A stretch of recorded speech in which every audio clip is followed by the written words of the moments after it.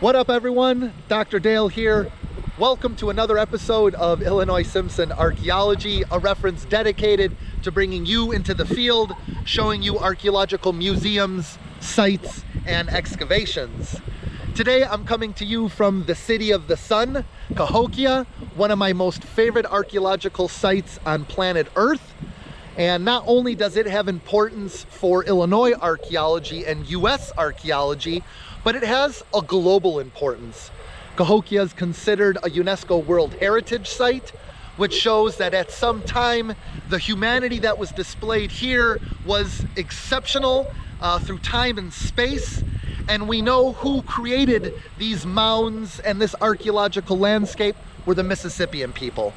They fill in the archaeological timeline after the woodland period and sort of before historic periods. And what they created around Cahokia was a unique anthropogenic landscape, creating mounds and stockades and waterways and the city that was delimited by a certain grid pattern going north, south, east, west. On top of this grid pattern were a multiplicity of mounds, like behind me here at Monks Mound, the largest mound ever created by the Mississippian people. It's huge. It's about 100 foot tall. It was built in multiple stages, and some argue it took almost 300 years to build, using some 16 million baskets of dirt that were brought out by hand and by hoe, by chert hoe, and they were brought out of things called borrow pits, which I'll show you in a little bit. Throughout my career, I've had the opportunity to excavate and work at Cahokia Mounds, both trying to understand the past of how these Mississippian people who lived here, but also trying to diffuse the information of the Mississippians and show how between 800 to 1000 AD to about 1500 AD, the Mississippians were the dominant forces on this landscape, especially in the Midwestern region, all along the Mississippi Valley, but we also see Mississippian sites up the Illinois River Valley as well. So they were a very complex society with a large geographic extension all the way up to sites like Aztalan in Wisconsin to all the way to places in Alabama like Moundville. So they're a very expansive culture. But here at Cahokia, it was sort of the center of the overall culture and most likely acted as sort of the ritual heart for the culture to keep pushing forward, to keep their lines of interaction between the different groups and mounds together. And it was probably a very complex system. They're following probably interaction that had happened during the woodland period and routes that had existed for centuries. But once the Mississippians formed and came to this area of Cahokia, they fell in love because they had everything that they possibly would need to be here. They have the Mississippi, which acts as an unbelievable waterway that you can move people and canoes and ideas. You can also go there foraging, you can go fishing, you can use the river margins to find a variety of crops and plants. But let's not to mention that not only do these groups practice hunting and gathering, but they also are excellent in their agricultural pursuits and intensive horticultural pursuits. And we know they come to dominate the three sisters, corn, beans, and squash. And this forms sort of a surplus that the culture can depend upon when times are a little more difficult. But usually you need an elite class, a very dominant and powerful elite class that is able to control the ebb and flow of people, of resources, of military activity. So to be the chief would have been a very complex and maybe sometimes difficult role, because they would have to link in all of these aspects of society to keep the mounds being built, to keep honoring the ancestors, and to keep the Mississippians going forward. One of my favorite features of Cahokia Mounds State Park is its signage. The Museum Society and the Interpretive Center have done an amazing job to highlight key points within the landscape at Cahokia with great information that highlights everything from geology to botany to environmental context, to archaeological sequencing. So if you get down here, what's very important is for you to take a walk around the mounds and to also visit the interpretive center. I plan to get in there shortly to do a little museum tour so we can take a look at some of the artifacts and features and exhibitions that are out there, so we can better understand how Mississippians lived in this area, mostly from about 11 to, we'll say, 1300 AD. So for 200, 300 years almost, you have a very intensive use of this area, and I think the museum does a great job of highlighting. And then it fits it within this larger Illinois archaeological sequence, starting in the Paleo-Indian period, going through the Archaic, into the woodland, before the Mississippian, and then into our historic period. So again, every site that we go to in Illinois, we want to check that into the larger Illinois archaeological sequence, and helps us celebrate how long archaeology is in Illinois and just how amazing our ancestors were. So right now I'm on the east side of the Interpretive Center. This is where you will go into the building to take a look at that exhibit that highlights Cahokian times. It'll also sort of show you a multiplicity of how archaeology is done, what is the actual process from research design until interpretation. So please take a look at that entire process to see archaeology is very complex. There's multiple types of archaeology, and one of my favorite exhibits that's outside talks a little bit about feature archaeology. Basically, before the Interpretive Center was built in 1988, for about 2 years, archaeologists had the chance to excavate areas where they were going to put in the building. And sure enough, as we're just outside the central plaza, they found a variety of homes and residential areas. This includes some 80 houses just in a one excavated area, but that were built on each other through time from anywhere between 1000 to about 1300 AD.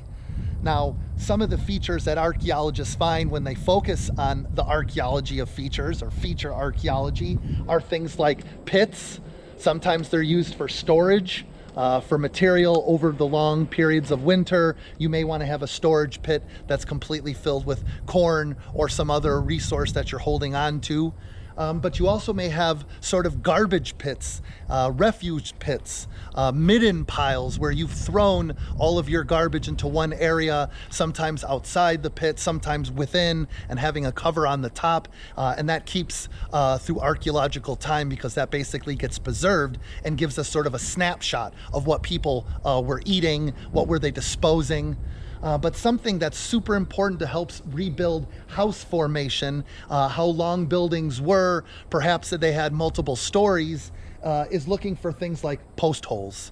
These little blue holes right here. What happens is, to build a superstructure, you sort of have to put these post holes within the ground. These post holes then, if the building is destroyed or goes away through time, basically that post stains the soil and it makes it so observable. So as you excavate down to an archaeological level, you'll find the stains from all the different pits and very much the pit molds. So those are great factors. And feature archaeology is very important. Unlike looking at artifacts or even mounds, is that feature archaeology can get us dating. From those midden piles, we can sort of see a variety of archaeologically datable material, like carbon, for carbon-14, whether it be charcoal or a short-lived bird bone species or fish bone species, and we can date that. But what we see here with all the different colors is Cahokian sort of archaeology is further divided into 4 phases. It has sort of this Loman phase that begins this area, an early and late Sterling phase, and then finally a Moorhead phase. So these terms just help archaeologists organize, and what they've done is just sort of color quoted the different sort of archaeological phases. To be able to build some 120 mounds, some being 100 foot in the sky, requires a lot of dirt, requires a lot of material. It also requires a lot of technology. So we can say that the mound builders were actually engineers, they were architects, they were able to understand the stratigraphy of the soil around them to build on top of it and create these huge mounds. Now, the material didn't often come from riverbeds. It wasn't rock, it was earth material that came from things like borrow pits or borrow lakes. So behind me, although the lakes are very low and the water level's very low, all the material that you see that's been excavated out of this area was done so by the Cahokians. And they filled up all those baskets and they walked their way to all the individual mounds that they needed, that the chief was organizing to be able to layer these mounds in successive order, putting dirt, piling it on, layers of clay, perhaps a lot of ways to seal and fill these deposits. So it's always important to read the larger landscape, to understand the ceremonial areas like the mound, the residential areas like where people were living, or resource areas like behind me, the borrow pits. There are three types of mounds that have been documented and described within Cahokia Mounds State Park. These include flat top mounds, conical or circular mounds, and ridgetop mounds. Now, all of these mounds had different functions and purpose. So for example, here we have a flat top mound known as Mound 60 or Fox Mound, and adjacent to it we have Mound 59, which is located behind the trees as a conical mound. Now, archaeologists believed these two mounds are found in association and call them the twin mounds. It's because most likely on the top of this flat top mound was sitting a charnel house, a house that was created to prepare the bodies for the dead of individuals that had passed of great Mississippian importance. But on the other side with this conical mound, that's their final resting place. And archaeologists believe that these mounds are in association because they share a developmental platform that's underneath both of these mounds. So what the folks did, they buried this platform that they're going to build a mound so the dead can be presented to the sun, as we're found in the city of the sun. And once the rituals are complete for those individuals to be buried, they're moved right over to the other twin mound. They're buried inside. The mound goes on top of them and they're remembered forever. So these mounds were a way of life for the Mississippian people, and they not only used it to mark burials or to put houses and structures and charnel houses on top, but also to demark landscapes. So we have a lot of ridgetop mounds that are found in the extreme areas of Cahokia, and that's to delimit the real size of the city. But from here, if I go straight south, I end up at Mound 72, which is the richest burial site in all of North America. If I go straight north, I end up at Monks Mound.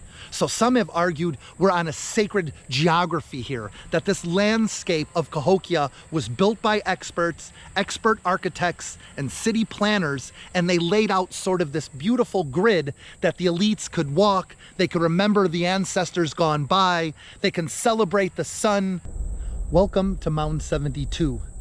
Undoubtedly one of the most important and elaborate archaeological burials found anywhere in North America. Now, don't let the looks deceive you. Although it looks pretty humble from the outside, within, archaeologists found a variety of materials, including human remains and burials. Some 300 people were found within just a small portion of this mound. There was an elaborate array of archaeological materials, everything from shells and projectile points to chutney stones to everything that would sort of point the finger that this was an elite burial, that this was a tomb for someone with great importance. And as the investigation of Cahokia continues, more information comes out about what happened at Mound 72. Archaeologists from the University of Wisconsin-Milwaukee, led by Dr. Melvin Fowler, excavated about 2/3 of Mound 72 from 1967 to 1971. He selected this mound for excavation because he believed that Mound 72 was along a hypothetical center line of Cahokia. It had a different orientation than other mounds. It was one of the few ridgetop mounds unique to Cahokia, and it was very small, making it manageable for excavation. The dig revealed 3 smaller mounds beneath this ridgetop mound, each covering complex mortuary activity, including mass sacrificial graves, artifact catches, and other features. At the western end of the mound, there had once been a building perhaps a charnel structure where bodies were prepared and stored for burial. It had been dismantled and a number of bundle burials placed in this location, and at least 2 high-status extended burials with shell bead necklaces. The primary mound covered this group, then later 3 mass burial pits with 19, 22, and 24 young women were placed at the east, south, and southeast sides of this mound, which was then expanded to cover them. The pit on the south side was later partially redug and grave goods were deposited, including almost 40,000 marine shell beads, another pile of about 400 arrowheads, numerous bone and antler arrowheads, and some broken pots. Along the south side of these primary mounds, a number of burial pits were placed, including one about 6 feet deep that had 2 layers of burials. The upper layer had 10 litter burials with 14 people who had been carried there on litters or stretchers, and the remains of several of the red cedar litter posts were still intact.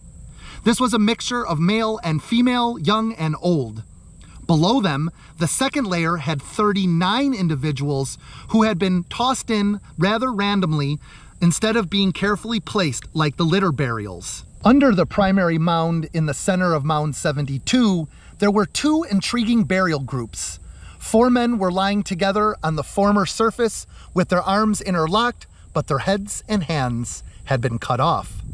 Near them was a deep pit with 53 young women laid out in 2 rows and piled 2 deep.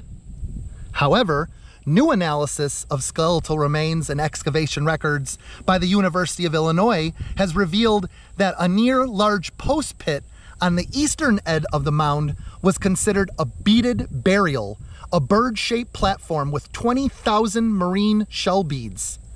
The burial consisted of a man and woman in their late 20s associated with the bead platform, rather than 2 men in their 40s as previously reported. Around them were 10 associated primary and secondary burials of men and women, a child, instead of 6. Studies of strontium in the teeth indicate that some 30% of the people in the mass burial beneath Mound 72 were non-local immigrants, making the majority of people found in these burials local to the Cahokian spear. One of the most important aspects of Mound 72 would have to be the amount of burial goods and raw materials that were identified within the multiple layers of Mound 72. Some things that were found included 2 bushels of unprocessed mica, a mineral from the southern Appalachian region, more shell beads of marine shell from the Gulf of Mexico, 15 chunky game stones, and a staff made of copper that came from the Lake Superior region. In addition, nearly 800 perfect arrowheads were found in 2 distinct piles, made from chert that came from Missouri, Illinois, Wisconsin, Arkansas, Oklahoma, and even Tennessee. So this just shows us the sheer materials that were being used at this site, and obviously being used in burial contexts for the elite found at Mound 72. I'm now coming to you from Woodhenge, one of the most spectacular sites in all of Cahokia, but I always find it in a very interesting position, located on the far western margins of Cahokia. It's found in this barrier or border between the Christ Brothers Gravel Company and this Mississippian landscape. So basically that chain link fence separates today's company from 2021 and a feature that was built between 11 and 1200 AD multiple times. So as you start to see around me, you'll see multiple cedar posts that have been reconstructed to show what Woodhenge would have looked like in the past. At one time, there were 5 wood henges that were built and reorganized, with the center point being the most important point to orientate yourself. Now, within these 5 constructions, some of them are as wide as 500 feet in diameter. Some are a little bit smaller, but these 5 systems were basically used to calibrate time. If you look all the way to the back, you'll see all the way to Monks Mound and multiple mounds that come before them to get us to Woodhenge. So again, we have sort of this ritual landscape as we saw from Twin Mounds moving down to Mound 72. Here we have from Woodhenge moving its way all the way to secondary mounds and being there on Monks Mound. So the idea is that most cultures that are very advanced, they have to demark time. They have to demark how they're going to plant their crops or harvest their crops, or go out on exchange trips, or perhaps mate with the other sex. All of these things are being calculated in this larger Cahokian clock found at Woodhenge. And on the solstice events, you can see that sun peak right on the other side of Monks Mound, as if the chief is looking at it first, and then it demarks using all of these various posts different times of the year. In other words, what we have here at the Woodhenge of Cahokia is basically an early Rolex watch. It's a timepiece used by the elite to better understand the comings and goings of the year, the 4 seasons, the 4 directions. And they're able to use these calculations to better organize themselves, to better organize their Mississippian expansion, and to better organize how people were living in this great city that once was the biggest in the New World. It probably had more people at the time than London, and it would not be outseen as a city until Philadelphia in the 1700s. The reason why is because they were great thinkers. They were able to organize time and space. They would demark ritualized and everyday landscapes. So to me, every time I'm in Woodhenge, what I realize is that these Cahokians were mathematicians. They were scientists.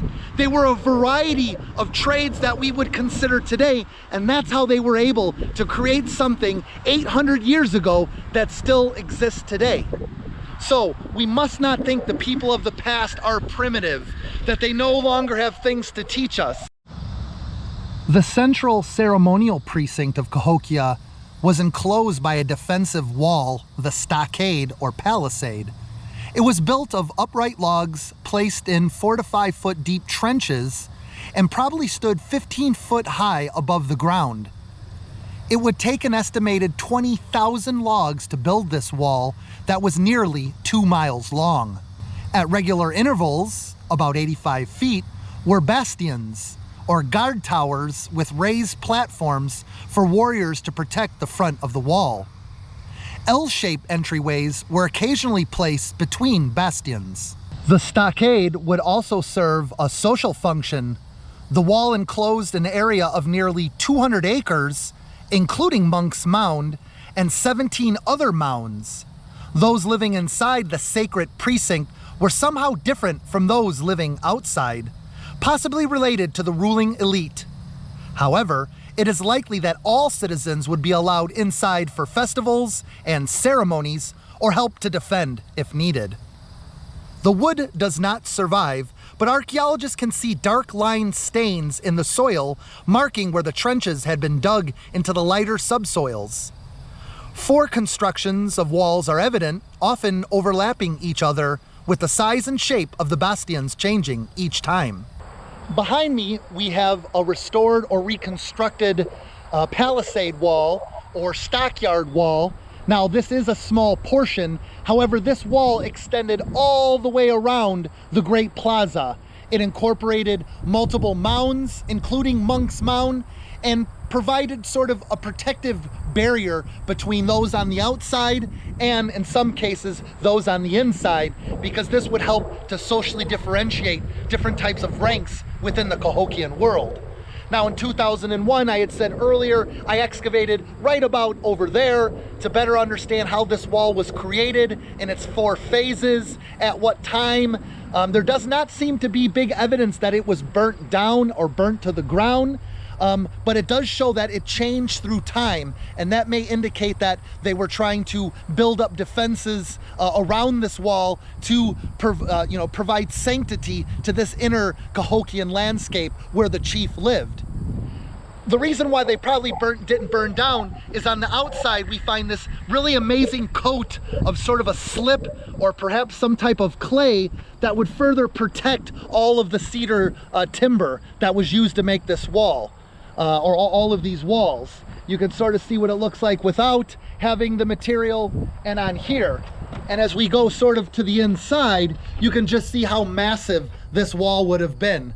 Having just huge, almost 20-foot post up there. Obviously this is reconstructed using some more modern material, but using lashing and the multiplicity of tools that were used to shape wood, to form wood, to put these in their position, and then have a second layer that then you could have an outlook or sort of a scout that's taking it all in, seeing what the environment looks around Cahokia, and then also you can see what's happening inside the sacred area.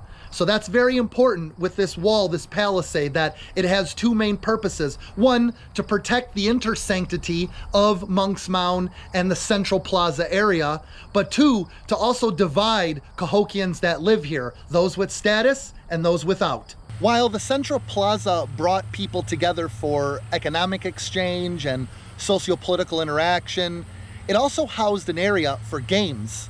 And we know the Mississippian practiced a variety of games, but one played by even the chiefs and elite retainers was called chunky. It's a very interesting mix of sort of bocce ball and spear throwing, where basically you throw a discoidal or a disc that's shaped in a circular form. You whip this inside the central plaza, and meanwhile individuals are throwing spears trying to mark where the disc is going to land. It probably brought a lot of elites together so they could gamble and communicate and facilitate interaction and exchange amongst their different fractions. So gaming is something very important for even today, and it was also very important for the Mississippians of the past, which always shows us we're quite similar to the people and the ways of prehistory. I've saved the best for last. I figured we've seen the majority of sites throughout Cahokia, but right next to Collinsville Road, we find the greatest site of them all, Monks Mound. This very large 100-foot structure that you can see people slowly climbing on top of. I would just like to comment, this is a resting place of probably our First Nations group. The majority of protocol is you do not climb on top of mounds, you do not excavate inside them, but here at the mounds, there's sort of a different protocol. We know contemporary people also lived on top of Monks Mound, a group of Trappist monks. That's why it has the name. But anytime we go into areas like this, I always ask you to ask permission and acknowledge the traditional owners of the land. So before I climb up top this amazing structure, I wholeheartedly, with all of my energy and reasons to look for sites for more knowledge and to excavate, I really acknowledge the traditional owners of the land, both past and present.